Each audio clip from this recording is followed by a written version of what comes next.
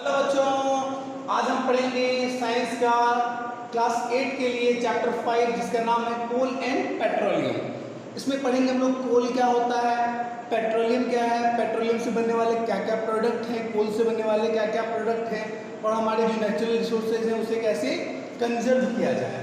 तो आइए स्टार्ट करते हैं इस चैप्टर को। सबसे पहले जानते हैं रिसोर्सेज क्या होता है।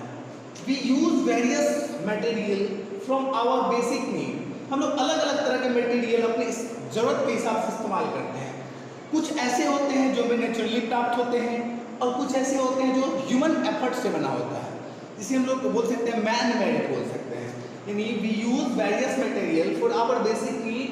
सम of them are found in nature and some have been made by the human efforts. All these things which are obtained from the nature, they are called natural resources. वो सभी चीज जो हमें प्रकृति के द्वारा मिला है, वे सभी चीज जिसे हम लोग प्रकृति से प्राप्त किए हैं, उसे क्या बोलेंगे हम लोग? प्राकृतिक संसाधन बोलेंगे। उसे क्या बोलेंगे? प्राकृतिक संसाधन बोलेंगे, नेचुरल रिसोर्स बोलेंगे। अब ये नेचुरल रिसोर्स को क्लासिफाई किया गया कितने रूप में? तो नेचुरल रिसोर्स दो तरह के हैं। पहला इनएग्जिस्टेबल, दूसरा एग्जिस्टेबल। जो इनएग्जिस्टेबल है मतलब वो रेन्यूएबल है, जो इनएग्जिस्टेबल है वो नॉन रेन्यूएबल है। आइए जानते हैं क्या एग्जिस्टेबल होता है, कौन इनएग्जिस्टेबल होता है, क्या नॉन रेन्यूएबल है और कौन रेन्यूएबल है। सबसे पहले जानते हैं इनएग्जिस्टेबल रिसोर्स क्या होता है। क्लासिफिकेशन जो लोग करते हैं नेचुरल रिसोर्सेज का, पहला है इनएग्जिस्टेबल रिसोर्सेज। दीज रिसोर्सेज का present in unlimited quantity in nature. एक ऐसा नेचुरल रिसोर्स जो प्रचुर मात्रा में हमारे एनवायरनमेंट में है, अनलिमिटेड क्वांटिटी में है और वो बहुत जल्दी मानवीय क्रियाकलापों से खत्म नहीं होने वाला है। उसे क्या बोलेंगे हम लोग? इनएग्जिस्टेबल नेचुरल रिसोर्सेज या इनएग्जिस्टेबल रिसोर्सेज। जैसे सनलाइट लगातार चलते रहता है, न्यूक्लियर फिजन होते रहेगा, हमें सनलाइट मिलता रहेगा। एयर भी क्या होता है हमारे लिए हमेशा अवेलेबल है। एग्जिस्टेबल रिसोर्सेज क्या होगा? The amount of these resources in nature is limited. एक ऐसा नेचुरल रिसोर्सेज या एक ऐसा रिसोर्स जो प्रकृति में सीमित मात्रा में है। They can be existed bye the human activity. मानवीय क्रियाकलापों के द्वारा हो सकता है आने वाले कुछ सालों बाद ये क्या हो जाए? खत्म हो जाए। उसे क्या बोलेंगे हम लोग? एग्जिस्टेबल रिसोर्स बोलेंगे। जैसे फॉरेस्ट है, वाइल्ड लाइफ है, मिनरल्स है, कोल है, पेट्रोलियम है, नेचुरल गैसेस है, ये सभी क्या है? इनएग्जिस्टेबल रिसोर्सेज है। अब बात करते हैं हम लोग नेचुरल रिसोर्सेज जो होता है, जैसे कोल है, पेट्रोलियम है, नेचुरल गैसेस है, they were form from the dead remain of living organism. इसे क्या बोलते हैं लोग? फॉसिल्स बोलते हैं। क्या बोलते हैं इसे? फॉसिल्स। नेचुरल रिसोर्स जो कोल है, पेट्रोलियम है या नेचुरल गैसेस है, ये सभी लिविंग ऑर्गेनिज्म के डेड होने की वजह से बनता है। जो प्राकृतिक संसाधन बने हैं वो किसी न किसी बायोटिक के वजह से ही बने हुए हैं, इसीलिए इसे क्या कहा गया? फॉसिल कहा गया। और इससे बनने वाले फ्यूल को क्या कहा गया? फॉसिल फ्यूल कहा गया। क्या कहा गया? Fossil fuel. इसे हिंदी में बोलते हैं लोग जीवाश्म ईंधन। क्या बोलते हैं भैया? इसे जीवाश्म ईंधन बोलते हैं। अब हम लोग बात करेंगे पहला जीवाश्म ईंधन, वो क्या है? कोल। कोल क्या होता है? Coal is a hard and stone and it is black in colour. Coal जो है पत्थर की तरह कठोर होता है और इसका कलर कैसा होता है? काला होता है। Coal is one of the fuel used to cook food. Coal का इस्तेमाल ज़्यादातर हम लोग किसके तौर पे करते हैं? ईंधन के तौर पे करते हैं, फ्यूल के तौर पे अपने खाना को पकाने के लिए इसका इस्तेमाल किया जाता है। पहले के ज़माने में it was used in railway engine to produce steam to run the engine. पहले जेम्स वाट का आप लोग सुने होंगे, स्टीम इंजन का आविष्कार किया था। उन्होंने क्या किया था? कोयला को जला के हीट को प्रोड्यूस किया और हीट की वजह से वो वेपर को बनाया, वाटर वेपर को, उसके बाद स्टीम को फॉर्म करके वो इंजन को चलाया। पहले स्टीम इंजन को चलाने के लिए कोयला का इस्तेमाल किया जाता था। It is also use in thermal power plant to produce electricity. Coal के माध्यम से ही हम लोग को इलेक्ट्रिसिटी भी मिलता है, थर्मल पावर प्लांट चलता है। Coal is also use as fuel in various industries. बहुत सारे ऐसे उद्योग हैं जिसमें ईंधन के तौर पे कोल का इस्तेमाल किया जाता है। अब कोल कैसे बना? स्टोरी जानते हैं इसका। About 300 million years ago, the Earth had dense forest in low-lying wetland area. हमारे जो अर्थ है 300 मिलियन साल पहले उस पे उसके जो तल हैं उसमें बहुत सारे डेंस फॉरेस्ट हुआ करता था। ड्यू टू नेचुरल प्रोसेस, प्राकृतिक घटनाओं के कारण, जैसे फ्लोडिंग हो सकता है वो नेचुरल डिजास्टर आया हो, प्राकृतिक आपदा आया हो सकता है वोल्केनो इरप्शन हुआ हो या फिर फ्लड आया हो, किसी न किसी प्राकृतिक आपदा के कारण forest got buried under the soil. जो फॉरेस्ट था धरती के वेटलैंड एरिया पे था, वो सभी फॉरेस्ट जो है धरती के अंदर, मिट्टी के अंदर चला गया। एज मोर सॉइल डिपोजिटेड ओवर देम, ज़्यादा से ज़्यादा मात्रा में उसमें जब मिट्टी आते गया, दे आर कंप्रेस्ड, वो क्या हो गया, कंप्रेस्ड हो गया। वो क्या हो गया, कंप्रेस्ड हो गया। The temperature also rose and they sunk deeper and deeper, temperature बढ़ता गया और धीरे धीरे वो अंदर की तरफ जाते रह गया। असर क्या हुआ, under the high pressure and high temperature dead plant go slowly converted into coal. जो प्लांट था, जो नेचुरल वेजिटेशन था, हाई प्रेशर और हाई टेम्परेचर की वजह से वो धीरे धीरे कोल के रूप में कन्वर्ट हो गया। यानी हम लोग जो देखे 300 साल पहले प्राकृतिक घटनाओं के कारण जो धरती के वेटलैंड एरिया में जो फॉरेस्ट हुआ करता था, प्राकृतिक आपदाओं के कारण वो सभी धरती के अंदर चले गए। High temperature, high pressure, bacterial action की वजह से these all vegetative can be converted into coal.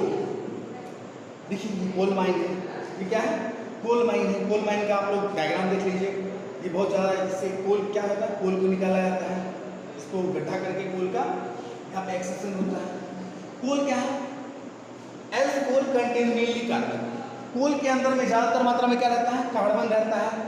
The slow process of conversion of dead vegetation into coal is called carbonisation. एक ऐसा स्लो प्रोसेस, एक ऐसी धीमी प्रक्रिया जिसमें कोल जो है का फॉर्मेशन हो, किसके द्वारा, वेजिटेटिव के द्वारा। यानी बोल सकते हैं कि एक ऐसा स्लो प्रोसेस जिसमें डेड वेजिटेशन कन्वर्ट हो जाए कोल के रूप में, उस पूरे प्रक्रिया को क्या बोलेंगे, कार्बोनाइजेशन यानी कार्बनीकरण। Since it was from the remains of the vegetation, coal is called fossil fuel. क्योंकि ये वेजिटेशन से बना हुआ है, डेड वेजिटेशन से बना हुआ है, इसीलिए इसे क्या कहा जाएगा, फॉसिल फ्यूल यानी जीवाश्म ईंधन कहा जाएगा। When heated in air, coal burns and produce mainly carbon dioxide gas. जब कोल को हम लोग बर्न कराते हैं ऑक्सीजन के प्रेजेंस में, तो बेसिकली हम लोग को कौन सा गैस मिलता है, कार्बन डाइऑक्साइड गैस मिलता है। वहीं जब कोल का बर्निंग होगा लेकिन उसे इनसफिशिएंट अमाउंट में ऑक्सीजन मिलेगा, तो वहाँ पे कार्बन मोनोऑक्साइड का फॉर्मेशन होगा। कोल इज अ प्रोसेस या coal is proceed in industry to get some useful product. Coal से हम लोग अलग अलग प्रोडक्ट को भी निकालते हैं, कोल से अलग अलग प्रोडक्ट का भी निर्माण किया जाता है। जैसे सबसे पहला प्रोडक्ट देखेंगे हम लोग कोक को। It is a top porous and black substance, ये पोरस है, ब्लैक कलर का सब्सटेंसेस है। It is almost pure form of carbon, इसके अंदर सबसे ज़्यादा प्योरिटी होता है किसका, कार्बन का। सबसे ज़्यादा अधिक मात्रा में इसमें क्या पाया जाता है, कार्बन पाया जाता है। कार्बन का सिंबल C होता है, इसका एटॉमिक नंबर 6 होता है। तो भैया आपका होमवर्क है, इसका वैलेंसी कितना होता है कमेंट में कीजिए आप लोग। Coke is use the manufacture of steel and it is extraction of many metals.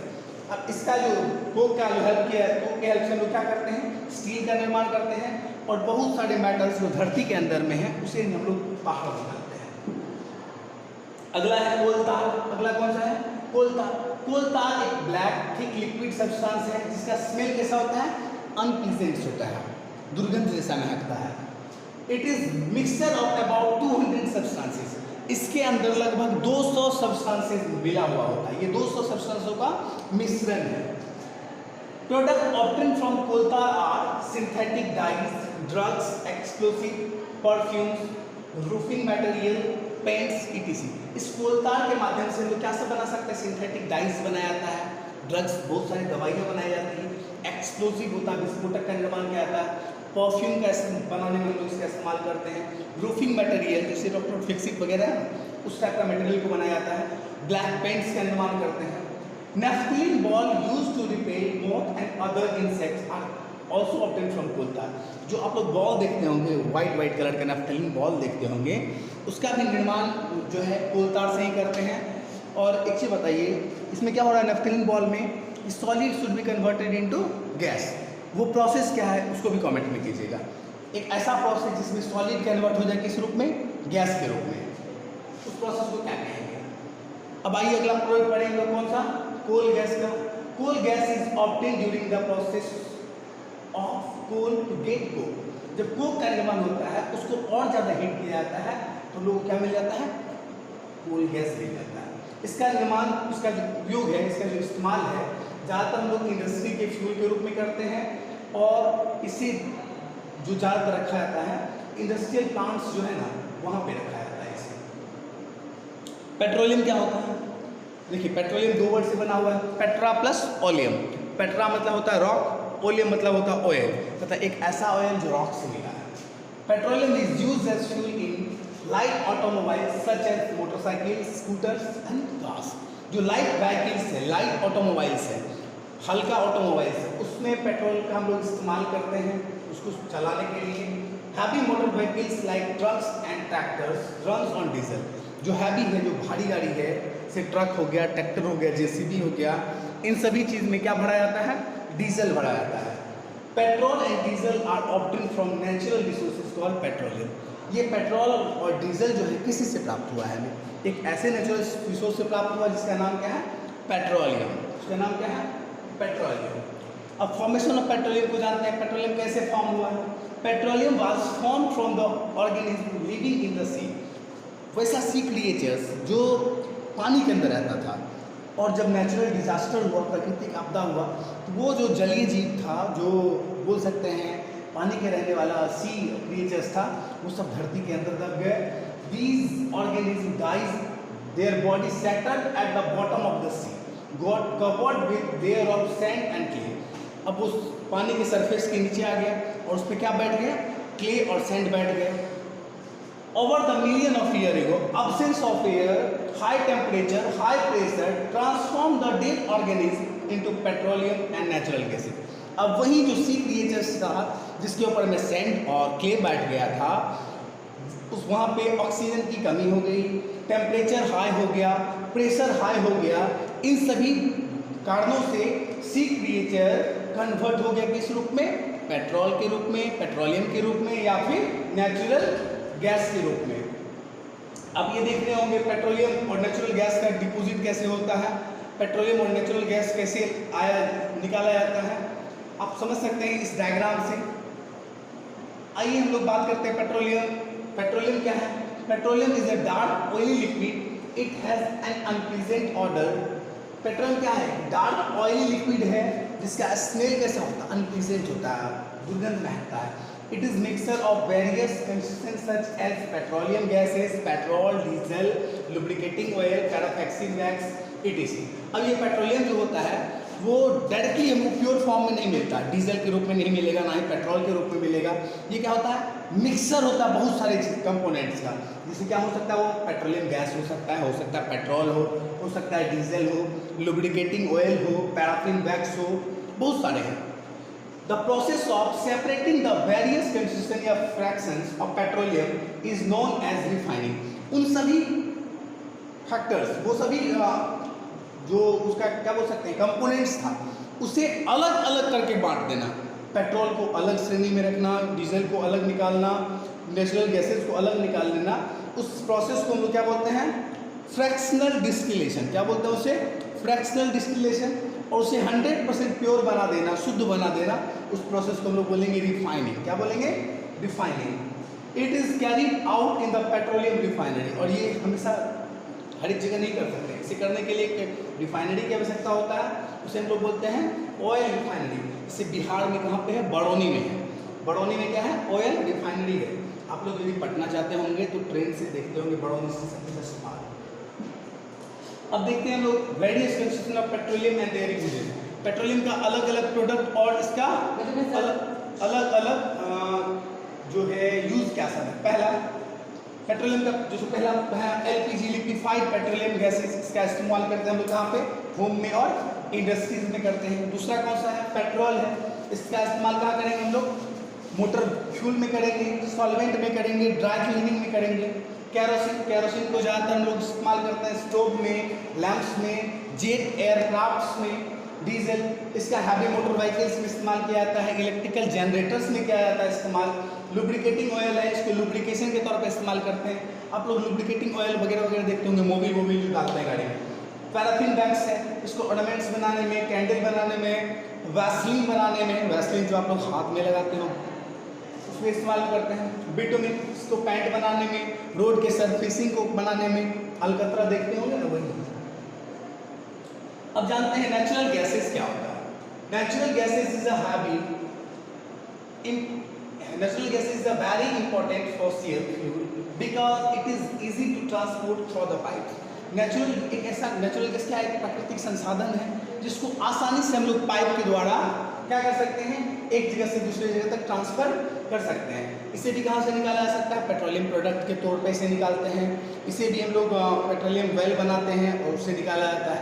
जैसे मुंबई के पास सी क्रिएचर है, एक जगह सी जगह है, वहाँ पे कौन सा सागर सम्राट निकलता है, बॉम्बे है जिसे बोलते हैं। Natural gas is also use as starting material from the manufacture of number of chemicals and fertilisers. Natural gases जो है इसका भी इस्तेमाल करते हैं अलग अलग मटेरियल के निर्माण में, बहुत सारे केमिकल्स के निर्माण में और साथ साथ बहुत सारे फर्टिलाइजर्स के निर्माण में भी इसका इस्तेमाल होता है। In India natural gases has been found in Tripura, Rajasthan, Maharashtra and in Krishna Godavari delta. Krishna और गोदावरी का जो डेल्टा है उन सभी एरिया में, महाराष्ट्र में, त्रिपुरा में, राजस्थान में, इन सभी जगहों पे हमारा नेचुरल रिसोर्स मिलता है। अब हम लोग बात करेंगे पेट्रोलियम, जो हम लोग क्या है हम लोग पढ़े थे शुरू में ही। पेट्रोलियम क्या था? एक लिमिटेड समय के बाद क्या हो जाएगा, खत्म हो जाएगा और उसे में कंजर्व करना बहुत ज़्यादा जरूरी था। अब क्या हुआ इंडिया में? The petroleum conservation research association ने PCRA का निर्माण किया गया। It advise people how to save petrol diesel while driving, और जो ये बताता है कि कैसे पेट्रोल को यूज़ करना है, कैसे डीजल को यूज़ करना है, गाड़ी चलाते समय कितना पेट्रोल को यूज़ करना है, कैसे क्या करना है। These tips are drive at constant and demonstrate speed as far as possible. ये PCRA हमें बताता है कि गाड़ी कितना स्पीड से चलाना चाहिए। जब किसी से बात कर रहे हो तो गाड़ी को क्या कर देना चाहिए, बंद कर देना चाहिए। ये सभी जो गाइडलाइंस हैं पेट्रोल को कंजर्वेशन करने के लिए ये PCRA हमें बताता है। वही लिखा switch off the engine at traffic lights, जहाँ पे ट्रैफिक लाइट्स है वहाँ पे गाड़ी का इंजन को बंद कर दें। यदि कोई हैवी व्हीकल्स या कहीं किसी का वेट कर रहे हो या कोई हैवी व्हीकल्स जा रहा है तो आपको रुकना पड़े, उस जगह पे भी अपने गाड़ी को बंद कर दें। Ensure correct type of press, आपका जो प्रेशर है वो सही ढंग का हो, आपका टायर सही ढंग से वर्क कर रहा हो, आपका गाड़ी मेंटेनेंस में हो। Ensure regular maintenance of the vehicles, आपका गाड़ी का मेंटेनेंस सही हो, वो ज़्यादा फ्यूल को नहीं कंजप्ट करता हो, साथ ही साथ बहुत सारे गैसेस को वो नहीं निकालता हो। ये सब चीज़ चेक कर लेना चाहिए। Thank you for your attention.